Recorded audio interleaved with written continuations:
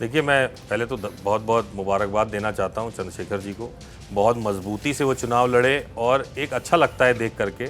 यहाँ पार्टी की बात नहीं है, यहाँ मैं एक दलित समाज के व्यक्ति के रूप में बोल रहा हूँ कि यंग लोग, युवा लोग निकल करके आए और ख़ास तौर से अगर वो वंचित वर्ग से हैं, डिप्रेस क्लासेस से हैं, तो अगर वो निकल करके इतनी बड़ी एक जीत हासिल करते हैं तो ये काबिले तारीफ़ बात है। गाँव किसी में निकल जाए और अगर आप पूछ लें किसी से कि कौन सबसे पसंदीदा नेता है आप, तो उसका नाम या तो राहुल गांधी निकलेगा मुंह से, नहीं तो अखिलेश यादव निकलेगा मुंह से। और उत्तर प्रदेश में खास तौर से अखिलेश यादव जी का ज़्यादा नाम निकलेगा। नहीं, मुझे तो लगता है कि गठबंधन बरकरार रहना चाहिए। कोई ये भी नहीं कह सकता, ऐसे कई लोग कहते हैं कि समाजवादी पार्टी तो यादवों की पार्टी है या बहुजन समाज पार्टी तो शेड्यूल कास्ट की पार्टी है, क्योंकि उनका बेस वोट हुआ है। हमारा कोई बेस वोट नहीं, फिर भी हमारा बेस वोट बहुत बन चुका है अब। क्या आपको लगता है कि आने वाले दिनों में, और ये बात इस बात को ध्यान में रखते हुए कि इंडिया गठबंधन में चूंकि अब फिलहाल कांग्रेस पार्टी है, क्या प्रियंका गांधी आने वाले दिनों में उत्तर प्रदेश में इस बड़ी भूमिका का चेहरा हो सकती हैं? कि अखिलेश यादव से भी काफ़ी करीबियाँ हैं। शायद आपने अपनी मैरिज एनिवर्सरी में जो फ़ोटो शेयर किया था अपने व्हाट्सएप पे और ट्विटर पे, वो अखिलेश यादव के साथ वाला किया था। और ये भी कहा जाता है कि पीएल पुनिया साहब के इतने अच्छे टर्म्स थे कि उन्होंने बाराबंकी सीट कांग्रेस के खाते में दिलवा दी, वरना बहुत सारी सीटों पर क्लैश था। जैसे लखीमपुर खीरी नहीं कांग्रेस ले पाई, ऐसे बहुत सीटें नहीं ले पाई। तो क्या इस बात में सच्चाई है कि वो टर्म्स पुराने संबंध काम आए सीट छुड़वाने में? जब आप नौकरी कर रहे थे तो कभी धमकी नहीं दी बॉस को कि पिताजी मंत्री हैं हमारे, देख लो? नहीं नहीं नहीं नहीं, कभी नहीं धमकी दी। मन में नहीं आया कि कहते हैं कि मंत्री हैं पिताजी हमारे? नमस्कार, आप सभी का स्वागत है मंच के इस कार्यक्रम में। मंच में हमारे मेहमान हैं तनुज पुनिया। काशीराम ने कहा है कि पहला चुनाव हारने के लिए, दूसरा हराने के लिए और तीसरा जीतने के लिए। तनुज को ये जीत चौथी बार में मिली, लेकिन ऐसी मिली कि पूरे उत्तर प्रदेश में इसकी चर्चा है। दरअसल उत्तर प्रदेश ही वो इलाका है जिन्होंने भारतीय जनता पार्टी को बहुमत लेने से रोक दिया। और चर्चा तनुज पुनिया की इसलिए भी क्योंकि आपने बतौर IITN एक्टर और कॉमेडियन तो देखे हैं, लेकिन एक ऐसे नेता जो इस वक्त चर्चा में इसलिए है क्योंकि उनकी जीत का मार्जिन जो है वो 2,15,000 है और ये मार्जिन भारतीय जनता पार्टी के कई दिग्गज नेताओं से ज़्यादा है। तनुज, आपका मंच के इस कार्यक्रम में स्वागत है। तो पहला सवाल राजनीति से शुरू कर, उससे पहले एक ये जानना बहुत ज़रूरी है कि कैसे IIT से निकलकर आप राजनीति में आए, और थोड़ा IIT के बारे में भी बताइएगा कि वहाँ कैसी रही आपकी ज़िंदगी। देखिए, IIT में केमिकल इंजीनियरिंग करी थी, IIT रुड़की से मैंने। काफ़ी कठिन था जहाँ तक मुझे लगता है, क्योंकि इंजीनियरिंग में स्टार्टिंग में वैसे ज़्यादा इंटरेस्ट नहीं था वो, क्योंकि सब पूरी जितनी जनता थी उस समय, जितने भी युवा थे, उस सब या तो डॉक्टर बनो या इंजीनियर बनो, यही चलता था, तो हम भी इंजीनियरिंग करने लग गए। लेकिन एक्सपीरियंस बहुत अच्छा था। पूरे देश के और दुनिया भर से लोग वहाँ पे आते थे और एक एक्सपोजर मिला, एक नई चीज़ देखने को मिली, तो वहाँ का एक्सपीरियंस बहुत अच्छा था। उसके बाद जॉब करी, लेकिन जो पॉलिटिक्स थी, जो पॉलिटिक्स ना कह करके इसको समाज सेवा कहिए, क्योंकि मैंने अपने फादर को बचपन से देखा था एज ए IAS अधिकारी। उन्होंने बहुत मेहनत करी थी। सवेरे 6 बजे से लोग घर के सामने लाइन लगाते रहते थे काम के लिए, लेकिन उन्होंने कभी उनको हटाया नहीं, भगाया नहीं, सबकी सुनी, सबका काम किया। तो बचपन से एक देखा है कि किस तरह से लोगों की सेवा करी जाती है। फिर वो जाहिर सी बात है पॉलिटिक्स में आ गए, सांसद हुए। तो मेरा ये था कि 10-15 साल जॉब करने के बाद मैं पॉलिटिक्स करूँगा।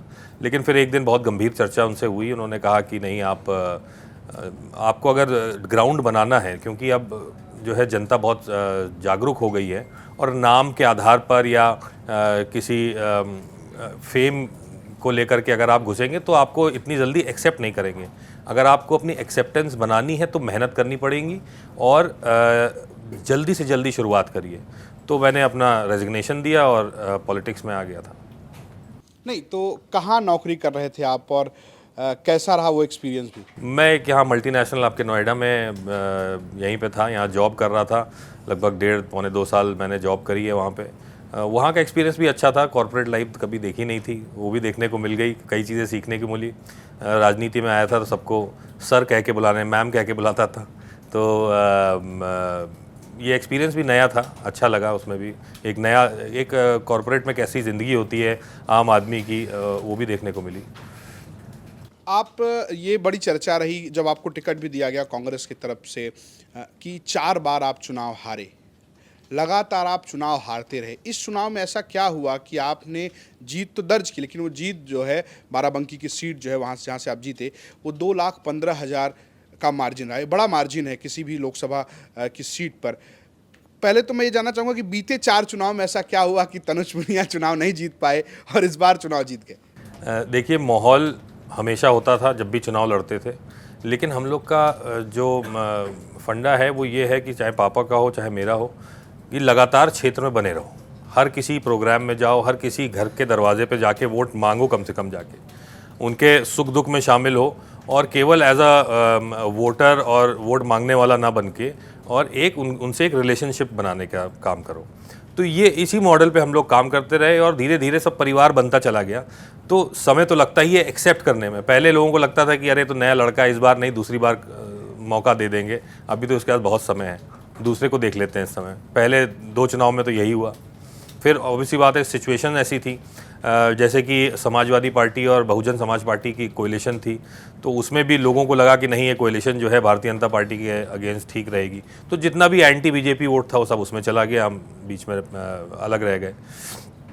उसके बाद जो है कई चुनाव हुए, वोट सब में अच्छा मिला, वोट बेशक सब में अच्छा मिला, लेकिन वो जीत तक नहीं कन्वर्ट हो पाया। इस बार समाजवादी के साथ जो है गठबंधन था, समाजवादी भी थी, हम भी थे, आम आदमी पार्टी, तमाम सारी पार्टियां थी हमारे साथ, और सबने इस बार, क्योंकि जो अलायंस हुआ था उसमें समय मिल गया, 2 महीने का पूरा समय मिला। तो 2 महीने का जब समय मिला तो एक टाइम मिल गया जिसमें ग्राउंड लेवल तक जा करके और हर एक कार्यकर्ता से बात करके उसको मनाया गया। तो जो इतना समय मिला, तो ये इसीलिए कोalition यूपी में इतना सक्सेसफुल हुआ क्योंकि उसको ग्राउंड लेवल तक ले गए। इससे पहले 2017 में था, मैं भी तब लड़ा था, लेकिन तब ऊपरी था, मतलब सब नेताओं ने गठबंधन कर लिया था, लेकिन ग्राउंड लेवल तक नहीं पहुंचा। और इस बार लेकिन जो है सफलता इसलिए देखने को मिली क्योंकि सबने मेहनत करी है, और एक बीजेपी के खिलाफ एक गुस्सा भी था, खासतौर से युवाओं में गुस्सा इसलिए था क्योंकि नौकरी नहीं थी। अनएम्प्लॉयमेंट इतना हाई है, मतलब मैं बाराबंकी की अगर बात करूं, बाराबंकी में ज़्यादातर लोग, क्योंकि लखनऊ से सटा हुआ है, 25 किलोमीटर है लखनऊ से, तो सब लोग सोचते हैं कि नौकरी मिल जाए तो बाराबंकी से लखनऊ जाने का मौका मिले, दिल्ली आने का मौका मिले, लेकिन आज ज़्यादातर युवा वहाँ पे बेरोज़गार हैं। तो जब युवा की आवाज़ निकली पूरे क्षेत्र में, सब निकले, सब ने घर से लोगों को निकाला घर से। तो आप अगर स्टैटिस्टिक्स देखें तो यूपी में सबसे ज़्यादा अगर वोटिंग परसेंटेज हुआ है तो बाराबंकी में 67.1%। तो वो इसीलिए था क्योंकि जितने युवा थे, लोगों से कि चाची आओ घर से, चलो वोट डाल दो, चाचा आओ वोट डाल दो। और एक और फ़ायदा मिला कि जो है बार बार जो है मोदी जी और उनके सारे जितने प्रचारक थे वो सब कहते रहे कि 2 लड़के क्या चुनाव लड़ाएंगे, अखिलेश यादव जी और राहुल गांधी जी के लिए। तो एक तरह से अंडर एस्टिमेट किया जा रहा था युवा शक्ति को, तो वो सब भी ऑफेंड हो रहे थे कहीं ना किसी लेवल पे, जितने हमारे युवा थे, तो वो सब हमारे साथ आके जुड़े, सब ने मेहनत करी और मेहनत करके जो रिज़ल्ट आपको देखने को मिला है वो निकला। आपने नाम लिया राहुल गांधी और अखिलेश यादव का। राहुल गांधी ने एक तरीके से पदयात्रा निकाली और अखिलेश यादव ने एक पीडीए का नारा दिया, और इस जीत के बाद जो हेडलाइन बनी वो ये कहा गया कि मैन ऑफ द मैच, या कहिए man of the player of the match, वो अखिलेश यादव रहे। अखिलेश यादव को आप कैसे देख रहे हैं उत्तर प्रदेश की पॉलिटिक्स में, क्योंकि समाजवादी पार्टी इस वक्त उत्तर प्रदेश की सबसे बड़ी पार्टी है, गठबंधन को अगर आप हटा दें तब भी वो सबसे बड़ी पार्टी है 37 सीटों के साथ, और अगर आप बात करेंगे देश में तो कांग्रेस के बाद वो नंबर 3 की पार्टी, यानी कि तीसरी बड़ी पार्टी है। अखिलेश यादव की पॉलिटिक्स को आप कैसे देख रहे हैं? देखिए, अखिलेश यादव जी बहुत मेहनती और बहुत ही दूर की सोच रखने वाले, मतलब फ्यूचर के बारे में सोचने वाले नेता हैं। उन्होंने हमेशा एक विज़न दिया है, जिस तरह से हमारे नेता राहुल गांधी जी ने विज़न दिया था पूरे देश को, उसी तरह से उत्तर प्रदेश में एक विज़न उनका है। और उनके पिछले कार्यकाल में जब वो मुख्यमंत्री थे तो आपने देखा होगा कि इंफ्रास्ट्रक्चर डेवलपमेंट का कितना काम हुआ था। वो अलग बात है कि बाद में भारतीय जनता पार्टी ने उसको नाम बदल करके अपना करने का काम किया है, लेकिन अखिलेश यादव जी ने जो विज़न दिया है युवाओं को, अगर आप गांव किसी में निकल जाए और अगर आप पूछ लें किसी से कि कौन सबसे पसंदीदा नेता है आपको, तो उसका नाम या तो राहुल गांधी निकलेगा मुंह से, नहीं तो अखिलेश यादव निकलेगा मुंह से। और उत्तर प्रदेश में ख़ास तौर से अखिलेश यादव जी का ज़्यादा नाम निकलेगा, क्योंकि उनका यहाँ पे पकड़ है उत्तर प्रदेश में, इसमें कोई शक नहीं, रिज़ल्ट आपको देख ही रहे हैं। लेकिन इस बार जो है विशेष रूप से लोग देख रहे थे कि कितनी मेहनत सब लोग कर रहे हैं, चाहे कांग्रेस पार्टी के जितने नेता हों, चाहे अखिलेश यादव जी हों या उनके जितने भी नेता हों, सबने एक ठान लिया था कि इस बार जो है उत्तर प्रदेश से बीजेपी को हटाना है। तो हम लोग सब उसमें मेहनत करें, सब जगह गए। मेरा इलेक्शन जब हो गया तो मैं भी दूसरे कॉन्स्टिट्यूंसीज़ में गया, प्रचार किया, लोगों से बातचीत की। तो एक एंटी बीजेपी सेंटिमेंट था उत्तर प्रदेश में ख़ास तौर से, और उसका बहुत बड़ा एक कारण अखिलेश यादव जी भी थे। अब आपने चूंकि दोनों नाम लिए, चाहे वो राहुल गांधी हों या अखिलेश यादव हों, क्या अभी लगभग उपचुनाव होने वाले हैं, 9-10 सीटें खाली हैं जहां पर उपचुनाव होंगे और उसके बाद विधानसभा के चुनाव भी होंगे, तो क्या ये जो दो लड़कों की जोड़ी है या जो दो पार्टियों की जोड़ी है वो गठबंधन बरकरार रहेगा या फिर लग रहा है कि अभी बहुत कुछ बाकी है? नहीं, मुझे तो लगता है कि गठबंधन बरकरार रहना चाहिए, क्योंकि जो एक इलेक्शन लखनऊ में भी हुआ था उसमें भी गठबंधन था, कांग्रेस पार्टी के खाते में वो सीट गई थी, लोकसभा के साथ इलेक्शन हुआ था उसमें। तो गठबंधन तो मेरे ख्याल से रहना चाहिए, और ये ठीक भी है, मतलब क्योंकि देखिए भारतीय जनता पार्टी ने जिस प्रकार से उत्तर प्रदेश में ख़ास तौर से एक डिवीज़न कर दिया है बेस्ड ऑन धर्म के नाम पे, जात के नाम पे, एक बहुत बड़ा डिवीज़न है, लेकिन धीरे धीरे वो अब टूट रहा है। आप देखिए राम के नाम की राजनीति इन्होंने करनी शुरू की, जो राम को लेके आए उनको लेके आएंगे, इस तरह से कुछ नारा था उनका। तो अगर आप देखें तो राम के नाम की जितनी सीट हैं वो सारी हारे हैं। अयोध्या हारे, श्रावस्ती हारे, चित्रकूट हारे, रामेश्वरम तक चले जाइए, रामेश्वरम तक हार गए। तो ये दिखाता है कि धीरे धीरे लोग इस तरह की पॉलिटिक्स को रिजेक्ट कर रहे हैं। वो चाहते हैं कि हमारे मुद्दों के ऊपर बात हो, और मुद्दे के ऊपर बात जो कर रहे हैं वो सिर्फ गठबंधन के नेता कर रहे हैं। तो हम लोग का तो पर्सनली ये विचार है कि जो गठबंधन को है उसको कंटिन्यू रखना चाहिए, और यहीं तक नहीं, उपचुनाव तक नहीं, बल्कि 2027 में जब यूपी में इलेक्शन होगा वहाँ तक भी इसको कंटिन्यू रखना चाहिए। आपकी एक पहचान बतौर सांसद के अलावा जो हो रही है वो दलित चेहरे के तौर पर भी हो रही है। उत्तर प्रदेश में कहा जा रहा है कि इस बार दलित वोटर्स ने एक बड़ा साथ दिया कांग्रेस का, इंडिया गठबंधन का या कहीं समाजवादी पार्टी का। आपको क्या लग रहा है कि आखिर ये वोट जो है क्यों मिला? क्या उसमें संविधान बड़ा मुद्दा था या वो वोट राहुल गांधी के नाम पर इंडिया गठबंधन के साथ आया? देखिए, जो हमारे दलित समाज के लोग हैं, शेड्यूल कास्ट के जितने लोग हैं, वो संविधान को बहुत इम्पोर्टेंस देते हैं। संविधान को इसलिए इम्पोर्टेंस देते हैं क्योंकि उसकी वजह से ही एक जो है बराबरी का अधिकार जो उसमें दिया गया है, हमें मौलिक अधिकार जो हमें मिला है, उसकी वजह से बहुत फ़ायदा हुआ है। एक सम्मान की बात है कि हमारे समाज के लिए कि संविधान बाबा साहब और उनकी पूरी कॉन्स्टिट्यूएंट असेंबली के द्वारा जो लिखा गया था वो उससे हमें जो हमारे बाप दादाओं ने झेला वो हमें झेलने को नहीं मिल रहा, प्लस आरक्षण की जो व्यवस्था है वो भी उससे मिली है। तो संविधान डेफिनेटली एक सबसे बड़ा कारण है कि जो वोट बैंक है, दलित वोट बैंक है, वो बीजेपी और बहुजन समाज पार्टी को छोड़ करके और गठबंधन की तरफ मूव किया है। इसमें एक अहम बात यह है कि राहुल गांधी जी एक ऐसे चेहरे निकल करके आए जब वो संविधान को लेकर के और दहाड़ रहे थे मंच से कि हम संविधान को बदलने नहीं देंगे, हम संविधान को बचाएंगे, हम इसके ऊपर किसी तरह की जो है आंच नहीं आने देंगे।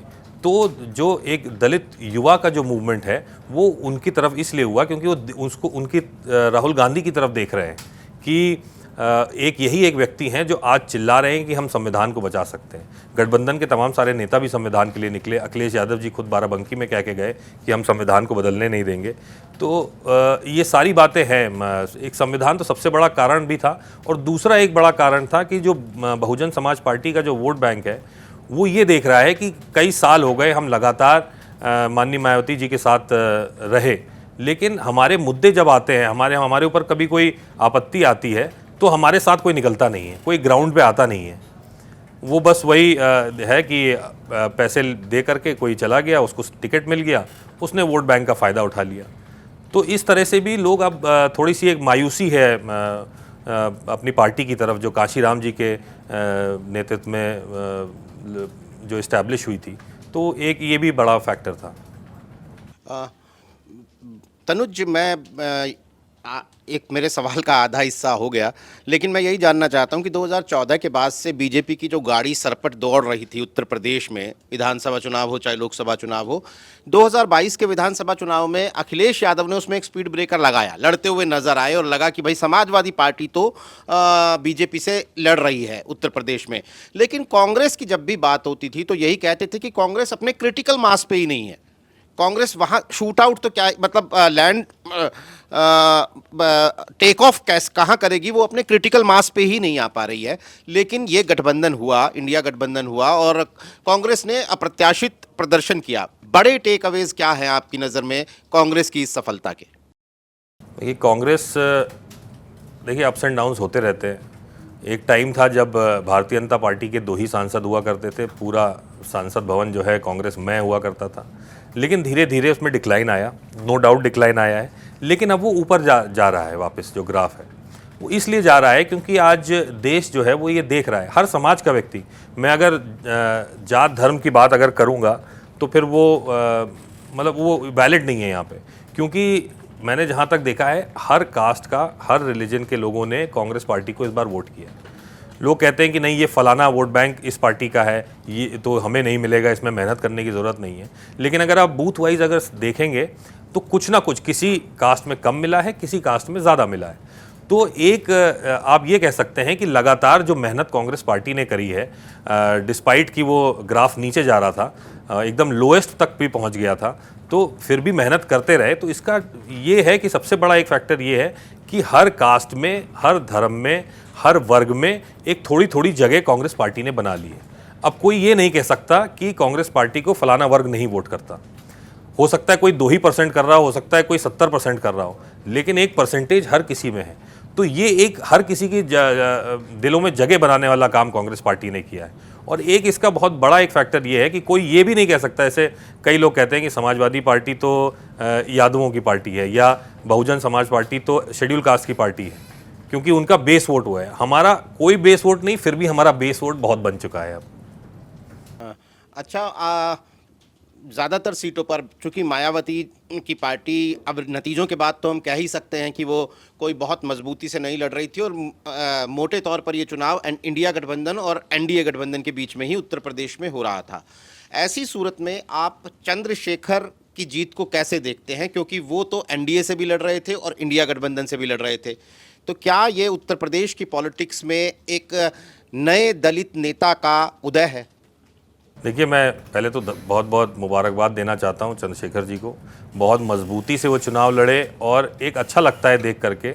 यहाँ पार्टी की बात नहीं है, यहाँ मैं एक दलित समाज के व्यक्ति के रूप में बोल रहा हूँ कि यंग लोग, युवा लोग निकल करके आए, और ख़ास तौर से अगर वो वंचित वर्ग से हैं, डिप्रेस क्लासेस से हैं, तो अगर वो निकल करके इतनी बड़ी एक जीत हासिल करते हैं तो ये काबिले तारीफ़ बात है। और इसको हर किसी को, चाहे वो हमारी पार्टी के लोग हों या विपक्ष के, भाजपा के जितने भी लोग हैं, सबको कम से कम इस बात की तारीफ़ करनी चाहिए, क्योंकि सांसदी का चुनाव, लोकसभा का चुनाव इतना आसान नहीं है। बहुत बड़ा 19 लाख, 18 लाख, 20 लाख वोटर होते हैं और उन तक पहुंचना ही एक बहुत बड़ा टास्क होता है अपने आप में। और विदाउट किसी पार्टी की बैकिंग के आप ये चुनाव लड़के और जीतते हैं, ये बहुत बड़ी एक बात है। जहाँ तक दलित चेहरे की बात है, जहाँ तक एक नया नेता बनने की बात है, ये तो समय बताएगा कि वो कितना कर पाते हैं। अगर वो समाज के बीच में रहे, रोज़ लड़ते रहे मुद्दों के ऊपर और समाज के साथ विश्वासघात नहीं किया, तो ऑब्वियसली वो एक बड़ा चेहरा निकल करके सामने आएंगे। लेकिन ये समय बताएगा कि वो आगे क्या करते हैं। लेकिन अभी तक जितना उनका परफॉर्मेंस रहा है उसका तो बहुत पॉजिटिव रिस्पॉन्स है और मैं भी उसकी व्यक्तिगत रूप से बहुत सराहना करता हूँ। चलिए, रात गई बात गई के अंदाज में हम इस पे चर्चा नहीं करते हैं कि चंद्रशेखर को इंडिया गठबंधन ने अपने साथ क्यों नहीं लिया। लेकिन अब चंद्रशेखर की इस जीत और प्रदर्शन के बाद क्या आने वाले दिनों में इंडिया गठबंधन एक संभावित साथी चंद्रशेखर में देख रहा है या देखना चाहिए, क्योंकि लड़ाई बीजेपी के खिलाफ है ही? आप बिल्कुल बिल्कुल बिल्कुल, जैसे कि कहा कि चंद्रशेखर भी जो हैं संविधान को मानने वाले व्यक्ति हैं, समाज से संबंध रखते हैं और संविधान को बहुत महत्व देते हैं। मैंने स्वयं देखा है, उनके कई वीडियोस वगैरह देखे थे मैंने। तो संविधान को जो महत्व देता है वो भारतीय जनता पार्टी के साथ खड़ा ही नहीं हो सकता, क्योंकि जिस तरह से भारतीय जनता पार्टी ने संवैधानिक संस्थानों को अपना एक मतलब गन फॉर हायर बना रखा था, एक तरह से लोगों को, विपक्ष को दबाने का काम किया है, संविधान की धज्जियां उड़ाने का काम किया है, उसके कई अनुच्छेद तोड़ते हुए उन्होंने काम किया है।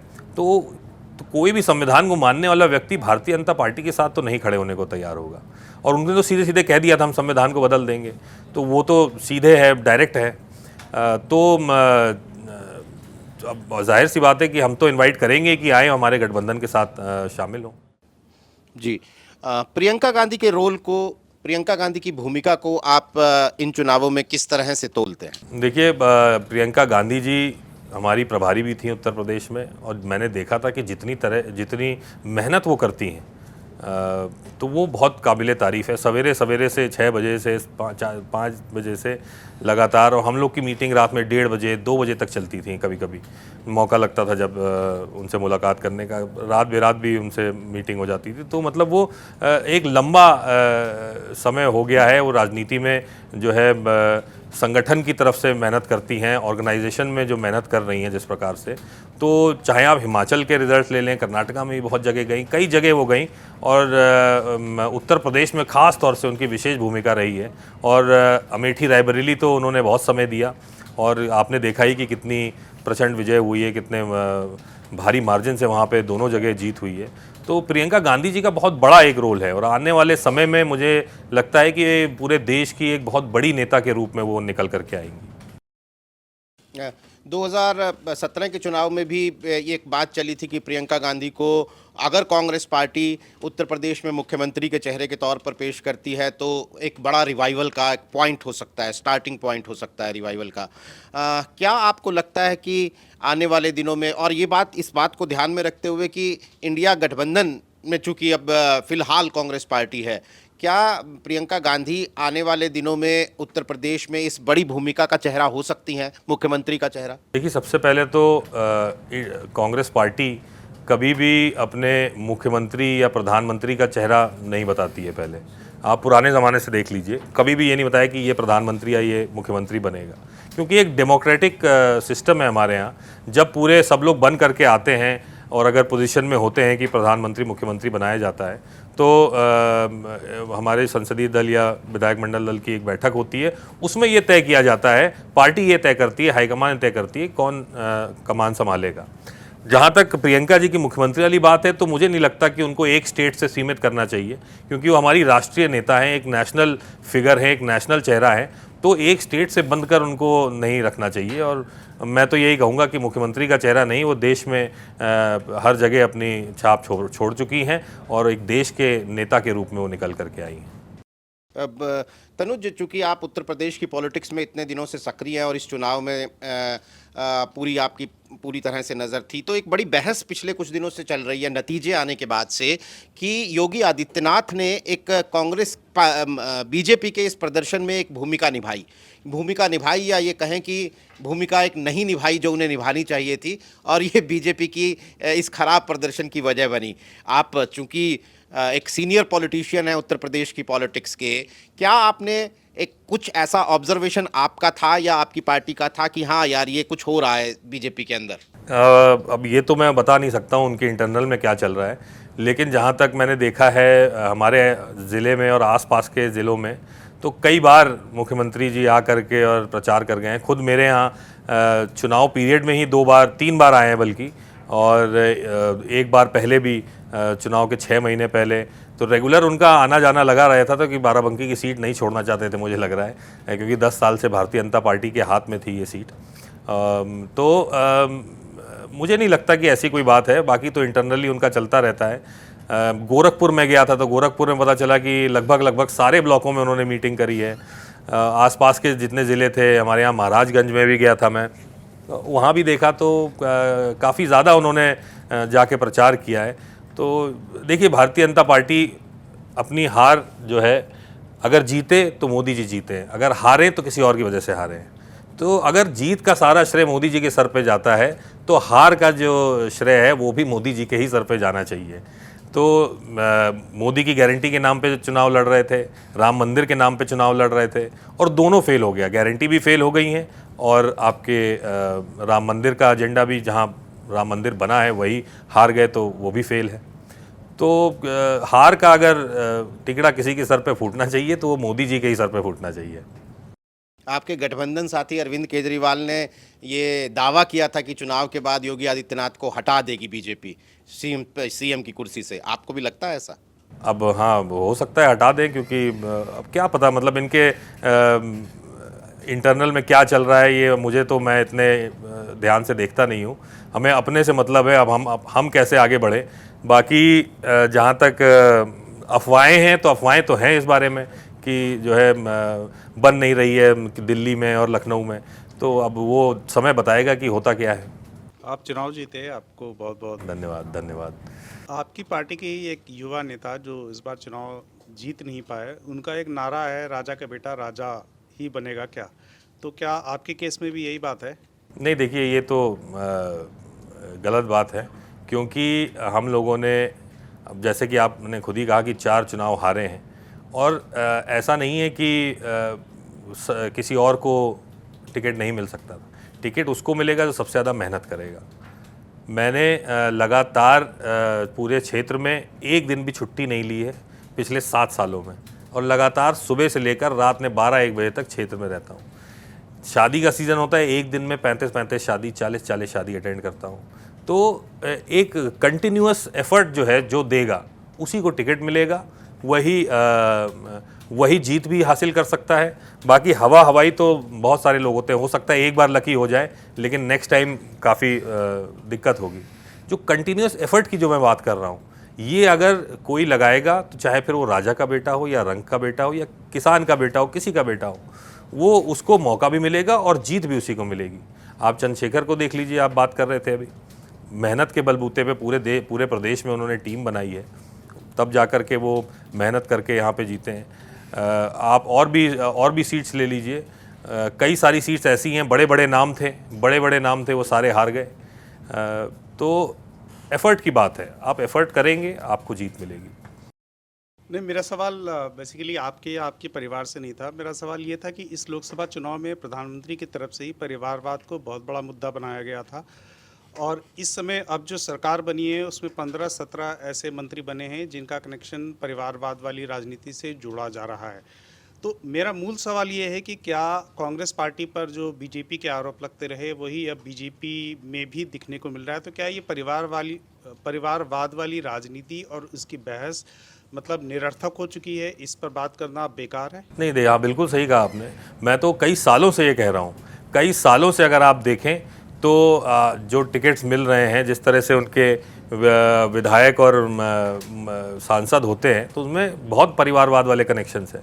राजनाथ सिंह जी को ले लीजिए आप, हमारे यहाँ कौशल किशोर जी इस बार हारे हैं लेकिन 2 बार से लगातार जीत रहे थे, उनको देख लीजिए। ये तो मैं अपने अगल बगल की बात बता रहा हूँ। कई जगह है पूरे देश में, मेरे ख्याल से 30-40 से ज़्यादा कांग्रेस पार्टी, बाकी सारी पार्टी को मिला लीजिए, उसके बराबर आपको भारतीय जनता पार्टी के परिवारवाद वाले कनेक्शन मिलेंगे। तो मैं कई सालों से मीडिया में कह रहा हूँ ये बात कि वो जो है इल्ज़ाम तो लगाते हैं परिवारवाद का, लेकिन खुद अपने गिराबान में झांक के देखें उनके कितने सारे जो है कनेक्शन आपने किए हुए हैं। आप देख लीजिए, बीच में वरुण गांधी मेनका गांधी वाला भी था, दोनों को दिया था उन्होंने। कई सारे हैं, ये अगल बगल की बात बता रहा हूँ मैं, 100 किलोमीटर की रेंज में बाराबंकी से। तो ये तो है ही है, भारतीय जनता पार्टी ने कहती कुछ है करती कुछ है, हमेशा से उसके यही रहा है। तो अगर वो इल्ज़ाम लगा रही है परिवारवाद है भी, मैं तो ये कह रहा हूँ कि परिवारवाद है भी तो उसमें क्या गलत है भाई? जब डॉक्टर का जो बेटा होता है तो डॉक्टर साहब चाहते हैं कि वो हमारा बेटा भी डॉक्टर बन जाए। जो हमारे अगर खेती होती है, किसी की ज़मीन होती है अगर, तो वो ये चाहता है कि जब मैं रिटायर हूँ तो मैं अपनी ज़मीन अपने बेटे के नाम कर दूँ। तो क्या ये राजनीति में नहीं है? तो मेरे लिए गर्व की बात है कि मेरे पिताजी जो है वो इतने बड़े नेता रहे हैं, और मैं कम से कम क्षेत्र में जाके जितनी उन्होंने ज़मीन बनाई थी, जितने रिश्ते बनाए थे, उसको कंटिन्यू कर रहा हूँ मैं। तो परिवारवाद इन जनरल गलत नहीं है, लेकिन जैसा कि मैंने कहा कि अगर एफर्ट नहीं डाला जा रहा है, अगर उसको सीरियसली नहीं लिया जा रहा है, और आप बस ये चाहते हैं कि जस्ट बिकॉज कि मैं फलाने का बेटा हूँ इसलिए मुझे जो है प्रेफरेंस दी जाए, तो वो गलत है।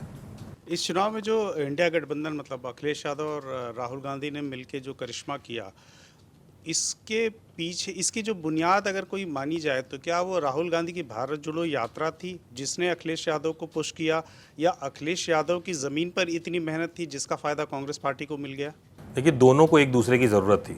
अब आप पुराने अगर रिजल्ट्स देख लें तो 37% बीजेपी को मिला था, जो वोट शेयर की बात कर रहा हूँ, 37% मिला था और 63% बीजेपी के अगेंस्ट पड़ा था।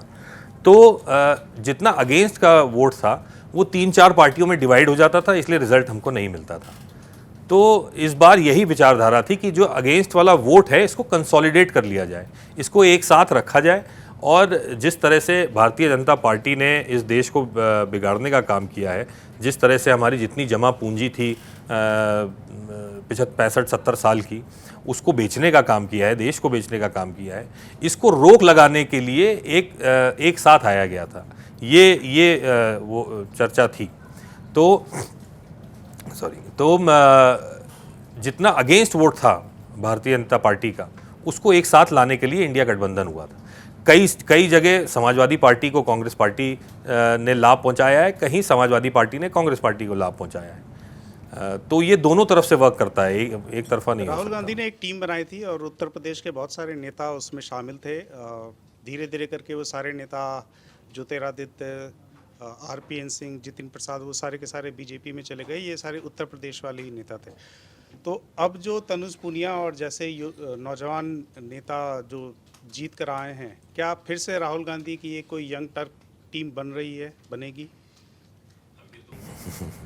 अब ये तो वही बता पाएंगे कि ये टीम बना रहे हैं कि नहीं बना पा रहे हैं। लेकिन राहुल गांधी नहीं, वो तो है, वो मेहनत करने वाले लोगों की इज़्ज़त करते हैं, सबसे इंटरेक्शन उनका अच्छा है। और मुझे भी व्यक्तिगत रूप से बहुत मौके मिले हैं संगठन की तरफ से भी और स्पेसिफिकली हमारे शीर्ष नेतृत्व की तरफ से भी, कि जो है उत्तर प्रदेश में मेहनत करनी है, उत्तर प्रदेश में काम करना है, और सबको अपने अपने काम दिए जाते हैं। देखिए, तो मुझे तो संगठन में बहुत महत्वपूर्ण जगह मिली है। मैं सेंट्रल जोन का कार्यकारी अध्यक्ष, वर्किंग प्रेसिडेंट भी था SC डिपार्टमेंट का, और भी कई सारे पद मैंने रखे हैं। तो उसके हिसाब से काम किया जाता है। और जहाँ तक लोगों की बात है, टीम चली गई हैं, छोड़ के चली गई हैं, तो प्रियंका गांधी जी ने कहा है कि जिसको जाना है वो चले जाए।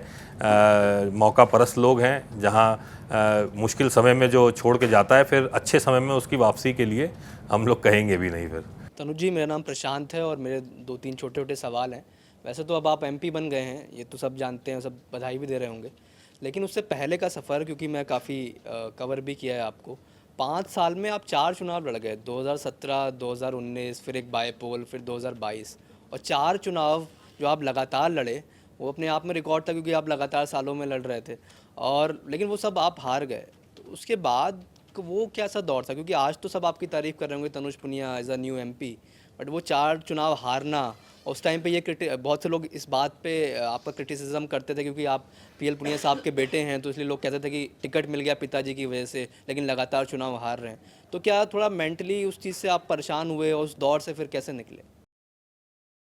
देखिए, परेशानी तो होती ही है जब कोई उल्टा सीधा कहता है तो लेकिन परेशानी बात ये नहीं है। बात ये है, मेरे फादर हमेशा कहते हैं कि जो है मेहनत कभी खाली नहीं जाती, मेहनत का फल हमेशा मिलता है। अभी लोग कह रहे हैं कि बहुत बड़ा मार्जिन से आप जीते हैं, उत्तर प्रदेश में 3रा नंबर है, और पूरे देश में भी अगर आप देखें तो गठबंधन में 7वां नंबर है। तो ये मार्जिन की आप बात करते हैं, तो ये मार्जिन इसीलिए था क्योंकि लगातार 7 साल से एक घर गया हूँ, ऐसा कोई गांव ही नहीं छूटा जहां मैं ना गया हूँ।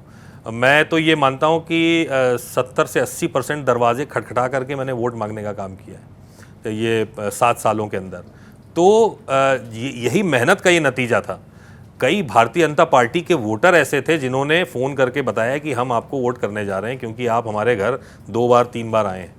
तो मेहनत का फ़ायदा तो मिलता है।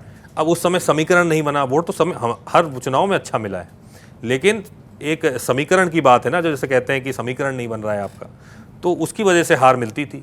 लेकिन जितनी मेहनत करी गई है, उस मेहनत का ही नतीजा है ये 7 साल से, जो कल्मिनेट होकर के ये 2024 में इतने ज़्यादा वोट मिले हैं, 7,20,000 वोट मिले हैं। तो इतने सारे लोग अगर विश्वास कर रहे हैं तो कोई ना कोई उसका कारण होगा। और भी जगह और भी लोग चुनाव लड़ रहे थे, लेकिन इतना वोट नहीं मिला उत्तर प्रदेश में ज़्यादा लोगों को। तो वो मेहनत है, मेहनत कभी खाली नहीं जाती, चाहे वो खेती बाड़ी हो, मजदूरी हो या कॉरपोरेट जॉब हो या कुछ भी हो।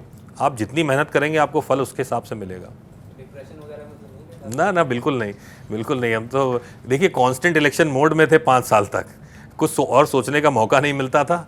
हर 1.5 साल में एक चुनाव लड़ना होता था, तो कांस्टेंट उस मोड में थे, हमेशा भाग दौड़ बनी रही, तो और कुछ सोचने का मौका नहीं कांग्रेस मिला। की पॉलिटिक्स में कही जाती है तनुज जी की ज़्यादातर नेताओं को आइडेंटिफाई इस तरह से कहा जाता है कि आप टीम राहुल में हैं कि टीम प्रियंका में हैं, यूपी में तो खास तौर से।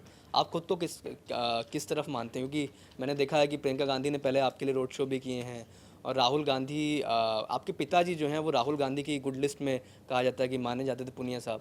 आप खुद को किसका करीबी ज़्यादा मानते हैं? मैं कांग्रेस पार्टी की लिस्ट में हूँ। मैं ना राहुल गांधी जी ना प्रियंका गांधी जी, देखिए दोनों हमारे नेता हैं। प्रियंका गांधी जी हमारी महासचिव थी, इंचार्ज थी, तो उनसे इंटरेक्शन मेरा ज़्यादा है। राहुल गांधी जी क्योंकि देश के नेता हैं, हमारे राष्ट्रीय अध्यक्ष रहे हैं, तो उनसे मिलने का मौका कम मिला, लेकिन जब भी वो मिलते हैं तो नाम से पहचानते हैं, तो ऐसी कोई बात नहीं है।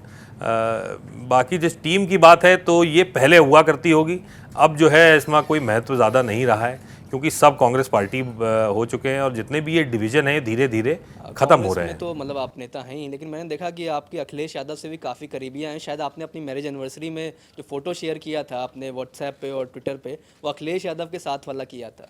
और ये भी कहा जाता है कि पीएल पुनिया साहब के इतने अच्छे टर्म्स थे कि उन्होंने बाराबंकी सीट कांग्रेस के खाते में दिलवा दी, वरना बहुत सारी सीटों पर क्लैश था। जैसे लखीमपुर खीरी नहीं कांग्रेस ले पाई, ऐसे बहुत सीटें नहीं ले पाई। तो क्या इस बात में सच्चाई है कि वो टर्म्स पुराने संबंध काम आए सीट छुड़वाने में? नहीं, बिल्कुल इसमें कुछ ना कुछ सच्चाई तो है ही है, क्योंकि देखिए जब एडमिनिस्ट्रेटिव सर्विसेज में थे मेरे फादर, तो मुलायम सिंह यादव जी से के 2 बार वो रहे हैं प्रमुख सचिव, तो प्रमुख सचिव की हैसियत से भी, और अखिलेश यादव जी की शादी में भी वो गए थे, तो हम लोगों ने भी इनवाइट किया था कि आप भी आइएगा, और वो आए, वो भी आए और नेताजी भी आए, दोनों लोग आए थे। तो एक पहले से टर्म्स हैं भी, तो जब पहले से टर्म्स हैं तो ऑब्वियसली एक थोड़ा सा व्यवहार रहता है। और मेरे फादर के कहने पर, और विशेष रूप से मैं कहना चाहूँगा कि हमारे जो प्रियंका गांधी जी हैं और हमारे आराधना मिश्रा जी, इन्होंने बहुत मेहनत करी थी कि ये टिकट जो है कांग्रेस पार्टी को ही मिले।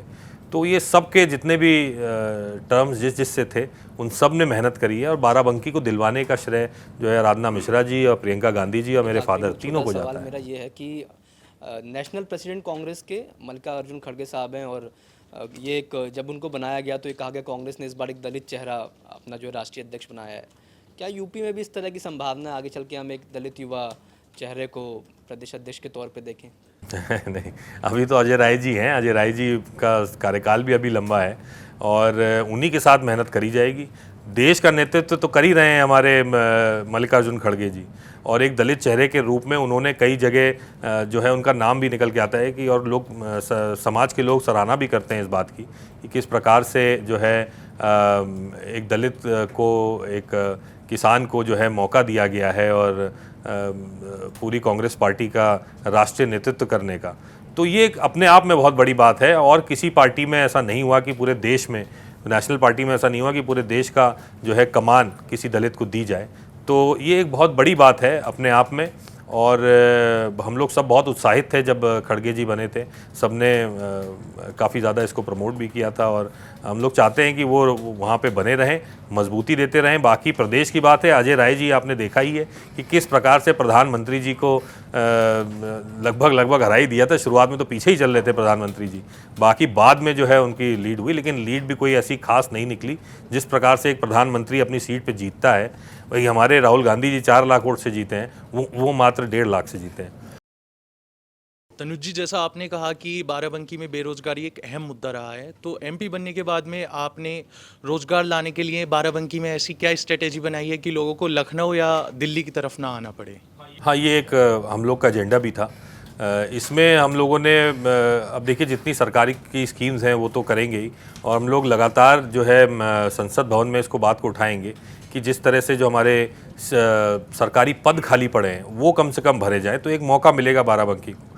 बाकी व्यक्तिगत रूप से कोई भी इंडस्ट्री या कोई भी फैक्ट्री या कुछ किसी भी प्रकार का एम्प्लॉयमेंट अपॉर्चुनिटी जो है हम मुहैया करवाएं बाराबंकी के अंदर, तो उसमें भी कई लोगों से बात चल रही है।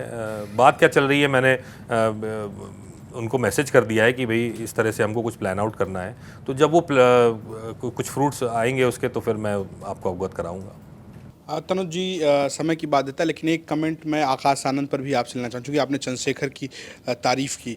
आकाश आनंद को आप कैसे देख रहे हैं? उनको बीच चुनाव में हटा लिया गया और मायावती जो प्रमुख हैं बसपा की, उन्होंने इमेच्योर शब्द का इस्तेमाल किया। आकाश आनंद की पॉलिटिक्स को आप कैसे देख रहे हैं? देखिए, बहुत सुलझे हुए व्यक्ति हैं और उन्होंने सिर्फ और सिर्फ भारतीय जनता पार्टी के खिलाफ बोलना शुरू किया था, ये उनकी गलती थी। अब जिस भी प्रकार से मायावती जी दबाव में आई भारतीय जनता पार्टी के, या क्या हुआ वो तो सीधे सीधे था, भारतीय जनता पार्टी के दबाव में आई और उन्होंने आकाश आनंद को शांत करने का काम किया है। उसको हटाया इसलिए गया है ताकि भारतीय जनता पार्टी के खिलाफ ना बोला जाए। अगर आप उसके भाषण उठा के सुन लेंगे तो आप देखेंगे कि इस प्रकार से उसने भारतीय जनता पार्टी के खिलाफ मोर्चा खोल दिया था एक तरह से, और जो बात वो कर रहा था कोई हवाई बात नहीं थी, मतलब फैक्ट्स पे आधारित बात कर रहा था वो, लेकिन फिर भी उसको चुप कराया गया, तो एक तरह से उन्होंने दबा दिया अपनी इस बात को। तो कहीं ना कहीं एक सवाल दिमाग में आता है कि ये समाज के हक में हमारे पूर्व मुख्यमंत्री जी हैं या फिर जो है केवल और केवल दबाव में आकर के और भारतीय जनता पार्टी की एक तरह से सहयोगी के रूप में वो निकल करके आई हैं। एक आखिरी सवाल, जब आप नौकरी कर रहे थे तो कभी धमकी नहीं दी बॉस को कि पिताजी मंत्री हैं हमारे, देख लो? नहीं, कभी नहीं धमकी दी। मन में नहीं आया कि कहते हैं कि मंत्री हैं पिताजी हमारे? नहीं, कभी ऐसा दिमाग में नहीं आया, कभी मैंने यूज़ भी नहीं किया। आप मेरे दोस्तों से फ़ोन करके पूछ लीजिए, पता कर लीजिए। स्कूल में तो मेरे क्लासमेट्स को पता भी नहीं था कि मेरे फादर क्या करते हैं, तो ये एक कोई ऐसी बात नहीं है। हमने कभी अपने आप को समाज से अलग नहीं समझा, सबको अपने साथ रखा गया है और कभी मौका ही नहीं लगा। व्यवहार ही ऐसा था सबके साथ कि कभी ऐसा हुआ ही नहीं। तो पहले चलते चलते आपको मुबारकबाद, चूँकि आप चुनाव जीतकर संसद पहुंच रहे हैं और उम्मीद है कि आप वहां जाकर जनता की आवाज़ उठाएंगे। फिलहाल इस कार्यक्रम में आने के लिए आपका बहुत बहुत धन्यवाद। आपको कैसा लगा बातचीत हमारे साथ, ज़रूर बताइए हमें। जी, बहुत अच्छा लगा, धन्यवाद। फिलहाल न्यूज़ तक के दर्शकों के साथ एक ऐलान कि लगातार आपको ऐसे ही शख्सियत के साथ हम मुलाकात करवाते रहेंगे। देखते रहिए मंच। नमस्कार।